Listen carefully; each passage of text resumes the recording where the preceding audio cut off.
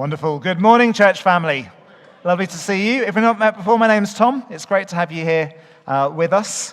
Now, children, I've got a picture on the screen to help us think about the theme of our passage today. Could we have that up there, please, Richard? Wonderful. Now, do you recognize this? Do you recognize? It is a courtroom, absolutely, a courtroom. And this is where people are taken if they are accused of doing something that is criminal, something that is against the law. I wonder what things you can think of, children, that someone might have to go to court for. Oh, here we go. It's on.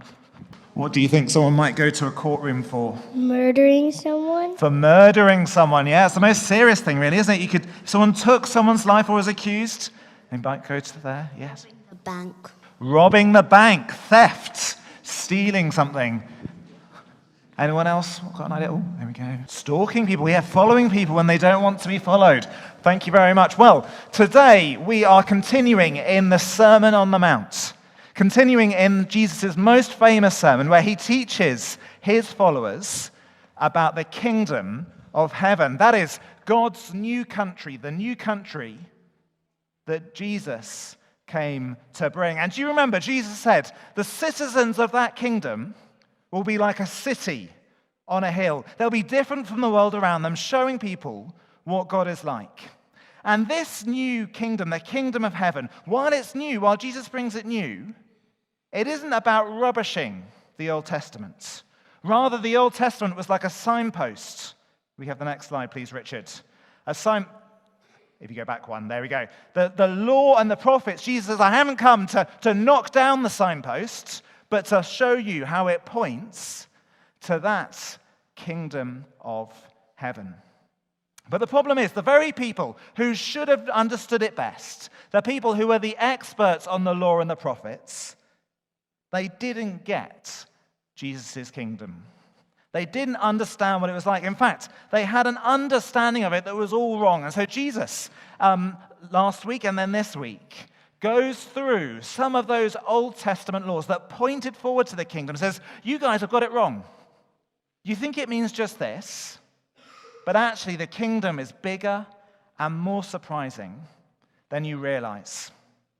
So as we read our passages, Abby comes to read that to us. I've got a question for you to have a think about as we read. Can we have the next slide, please, Richard?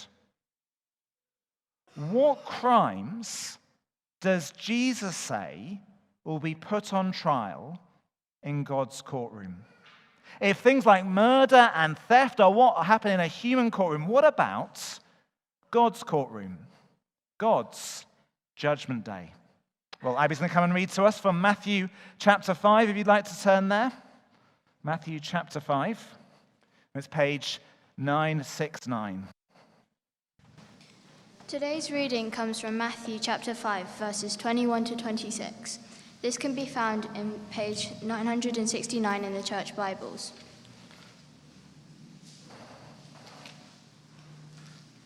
You have heard that it was said to the people long ago, you shall not murder, and anyone who murders will be subject to judgment. But I tell you that anyone who is angry with a brother or sister will be subject to judgment. Again, anyone who says to a brother or sister, Raka, is answerable to the court. And anyone who says you fool will be in danger of the fire of hell. Therefore, if you are offering your gift at the altar and there remember that your brother or sister has something against you, leave your gift there in front of the altar. First, go be reconciled to them, then come and offer your gift. Settle matters quickly with your adversary who is taking you to court. Do it while you are still together on the way, or your adversary may hand you over to the judge, and the judge may hand you over to the officer, and you may be thrown into prison. Truly I tell you that you will not get out until you have paid the last penny. This is the word of the Lord. Thanks be to God. Thank you very much, Abby. Well, turn to your neighbour and see what they think. What crimes did Jesus say would be taken to God's courtroom? Brilliant. Well, hold that thought in your mind. We'll come to that question in a second. You see, Jesus, did you notice Jesus? He refers to an Old Testament command. In the Old Testament, it said, if someone murders someone, They'll be answerable to a human court. And that's like our courts, isn't it? If someone is killed, that's a criminal matter.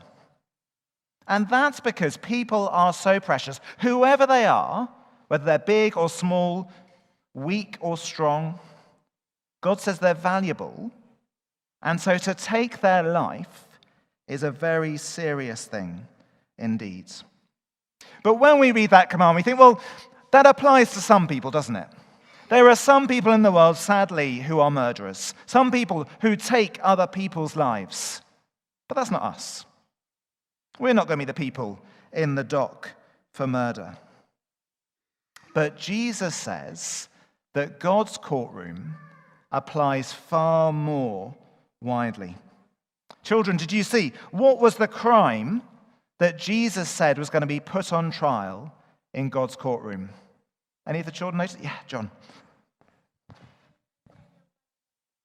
Being angry at your brothers or sisters, which doesn't just mean your biological brothers or sisters, although it includes that, but also anyone in God's family, being just angry at them. Even just saying the word raka. Now that word raka is let me help you imagine what you would, when you would say raka. Imagine you are walking down the streets and in the first century in Galilee, and some boy racer comes behind you on their latest camel. And they're riding down the streets, and they're creating a big cloud of dust, and the camel spits at you as it goes past. And you look at them, and you glare at them, and you go, huh, raka. Or as we would say, idiots. That's what Jesus is talking about here. Anger. Even just a cross word, even just thinking it in your head, is serious. Anger is serious. Because Jesus says to his followers, the law of God's kingdom isn't just a surface righteousness, don't murder, but it goes skin deep. It goes more than skin deep, it goes heart deep to our words and even the thoughts of our hearts. Now, here we go. Ronnie has brought in a sapling for us today. I wonder if any of the children or the adults think they know what plant this is. Almost dropped it there. There we go. Any ideas? Brian, what do you reckon? If you can hurry up, it's quite heavy. What do you reckon? Yes. Oh, thank goodness, it's going to be a long time of carrying that otherwise. Yes, it is an oak tree, that's right. And an oak tree, you might know, comes from one of these, comes from an acorn.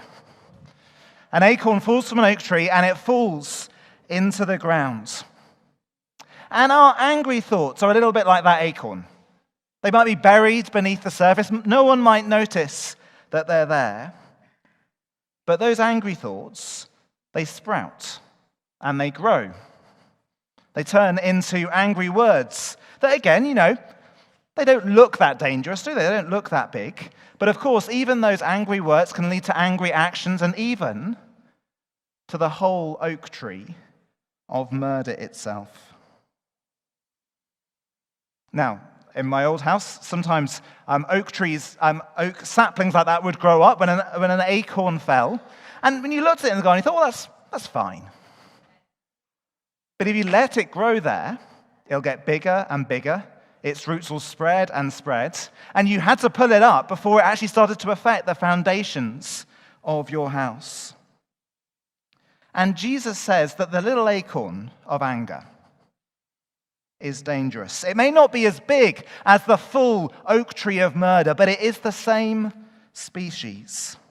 And Jesus calls for a radical righteousness where the seed of secret sin is serious. He says it deserves God's judgment. Did you see even in verse 22, it says it deserves the fire of hell.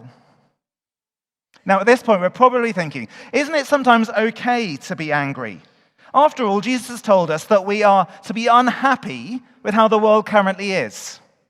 We're to long for a world of righteousness and justice. Didn't Jesus get angry when he went into the temple and he turned over the furniture because of the injustice and unrighteousness that was going on there? Well, Jesus does want us to care about what's not right in this world. He hated evil because he loved God and he loved people. But our anger is rarely so pure as that.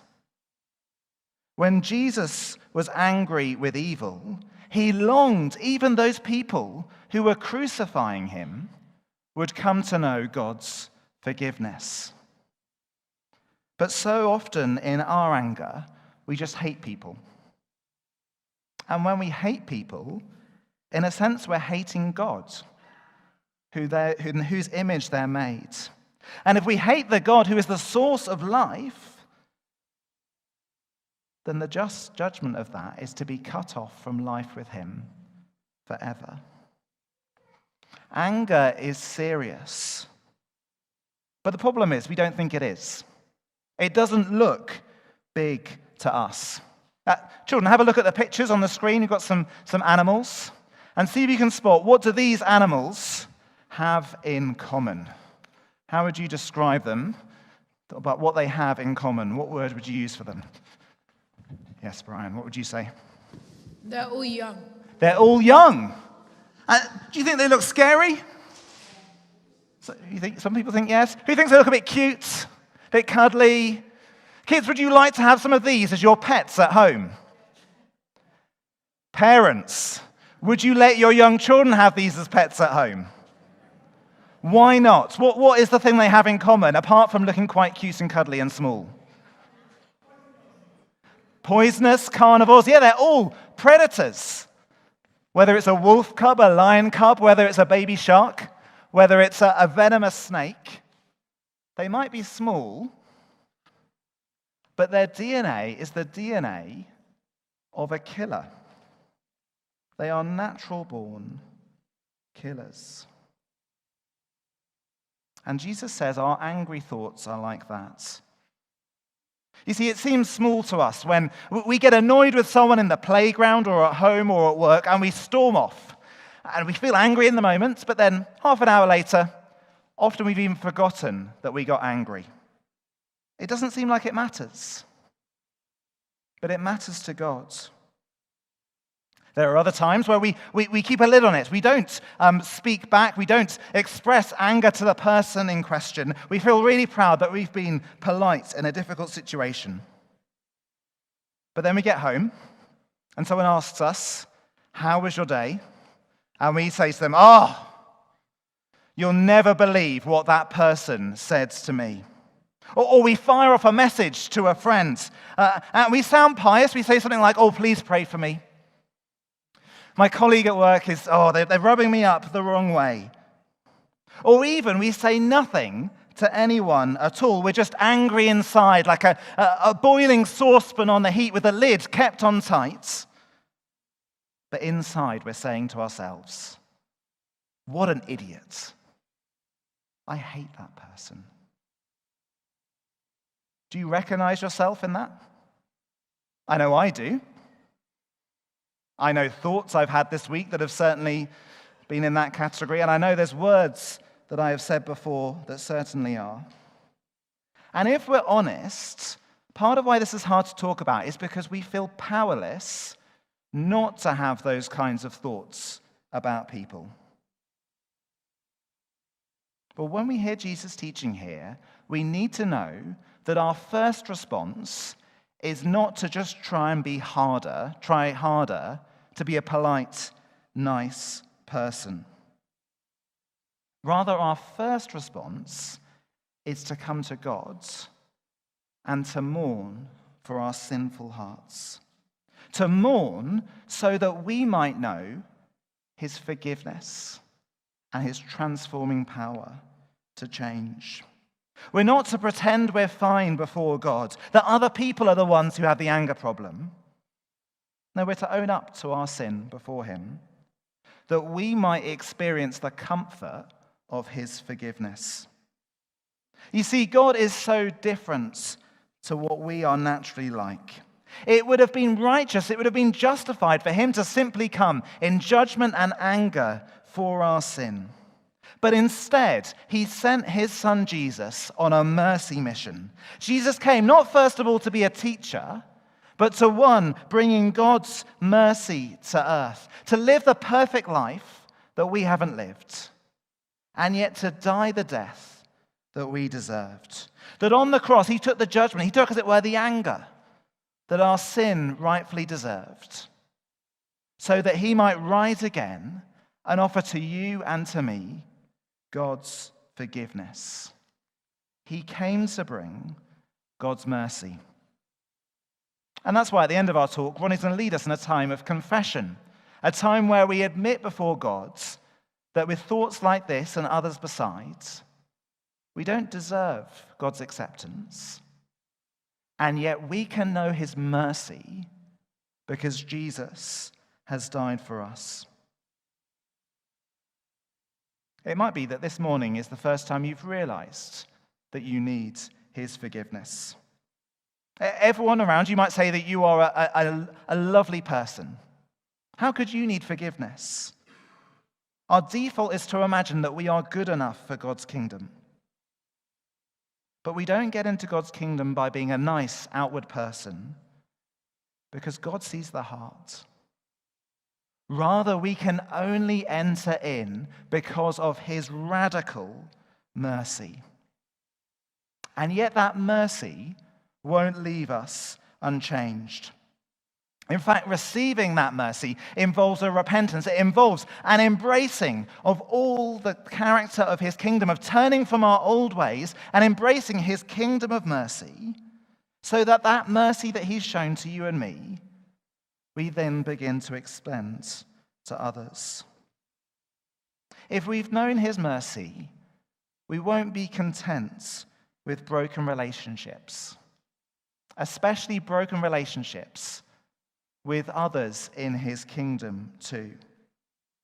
We'll be someone who wants to be reconciled, someone who moves towards other people to say sorry. Because Jesus says, sorry is urgent. Sorry is urgent.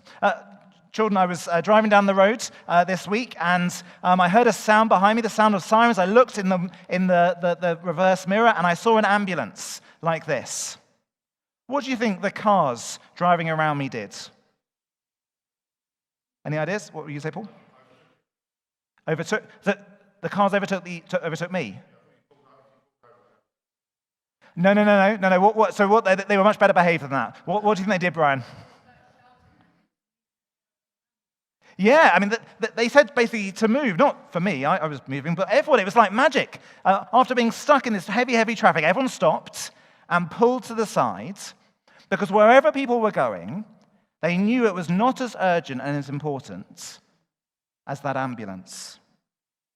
And Jesus says that saying sorry, seeking reconciliation is urgent like that. Even more urgent than anything else we could be doing. Jesus gives us an example in verses 23 and 24, and would one of the children be willing to be an actor for me to help us imagine this? Yep, Brian, brilliant. Hand up first, brilliant. Quick. So, Brian, you are a first century Jew. Come over here. And you are bringing a gift to God's temple in Jerusalem. So you're in Galilee where Jesus is. You're going to bring some of your harvest. Where's the temple? Jerusalem, brilliant. Jerusalem is all the way over here, and from Galilee to Jerusalem is about 100 miles. So it's really quite a long journey. Yep, Brian is working hard. No public transport in those days. Long way to Jerusalem. But it's worth it, because this is going to be the high point of his worship of God, offering God this gift. And yet something happens. You've got into the very heart of the temple. You're about to offer your gift, and you remember something. You remember that a friend or a neighbor or a family member, you said something to them that hurts, and you realize that you've hurt them. And what does he do?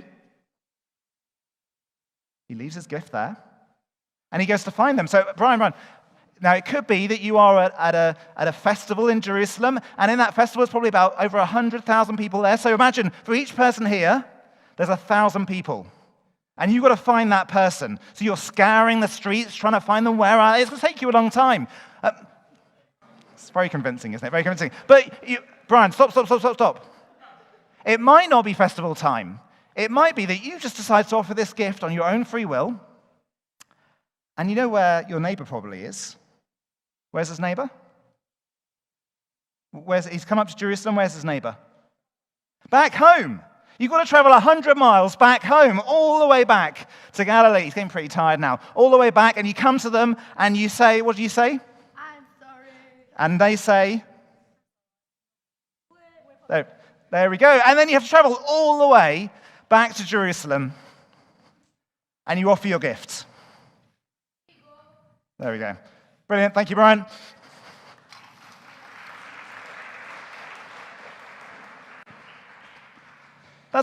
Either way, that is a long way to go to say sorry.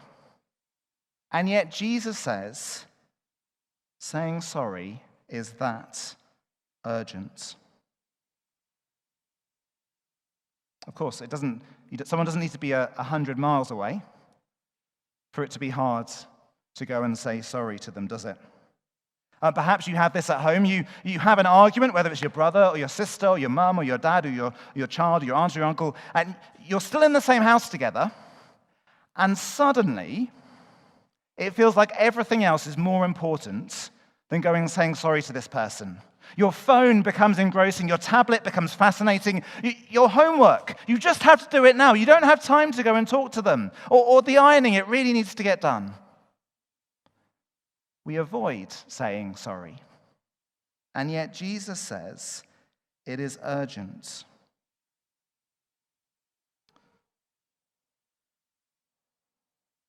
Jesus says, sort it out now. Sort it out now.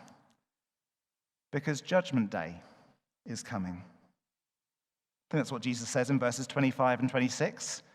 He tells a story. He says, imagine you're going to a human courtroom. And in this human courtroom, there is someone who has a case against you. What do you want to do? Well, if you're walking to court together, you want to say sorry. You hope that they might drop the charges against you and be reconciled to you rather than facing the judgment of that court. And Jesus says there is a far more serious Judgment Day coming. And the way to be ready, the way to prepare for Judgment Day, is to say sorry. Now, we need to be clear here. We won't be okay on Judgment Day because every human being in the world is on good terms with us. God is the judge. His opinion is the one that counts on Judgment Day.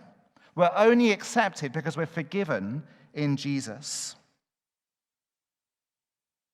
But turning and saying sorry to him, knowing his forgiveness, will mean also saying sorry to the people we've wronged. Repenting will mean saying sorry to both. Saying sorry is the evidence that we have experienced God's mercy and forgiveness ourselves. Now, I want to be clear here. We can't fix a relationship on our own. You can be a peacemaker and say sorry to someone, and someone doesn't reconcile with you, and you are not responsible for how they respond. What we are responsible for is whether we will repent. Will we say sorry to God? Will we turn from the wrong we've done? Will we receive the forgiveness that he promises us in Jesus? And will we say sorry to people? Will we do our part to turn from our sin and hope that they might be reconciled to us too? Perhaps there's even someone in the room here this morning who you need to say sorry to. Perhaps it's a family member that you've come to church with, and you need to turn to them and say, I'm sorry for what I said. Or maybe it's someone else here. Perhaps there's someone else here who you don't really ever speak to them since what you did where you fell out. And you need to go up to them today and say, can we talk? Find somewhere quiet and say to them, I'm sorry.